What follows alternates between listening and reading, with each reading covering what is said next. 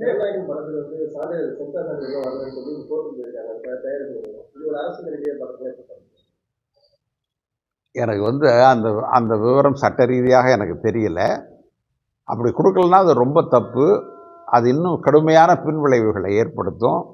அந்த படத்துக்கு ஏன் கொடுக்கலங்கிறத விளக்கம் தெரிஞ்சதுன்னா நம்ம சொல்லலாம். எனக்கு அது தெரியல. அப்படி அதில் உள்நோக்கம் இருந்தால் அது தவறு.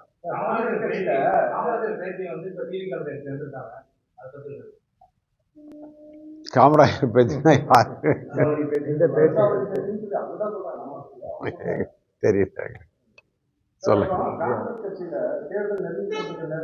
மாவட்ட தலைவர்கள்லாம் மாற்றம் இந்த நேரத்துல மாவட்ட தலைவர்கள்லாம் மாற்றம் செஞ்சா அது வந்து தேர்தல் நேரத்தில் ஒரு நெருக்கடியா இருக்காது.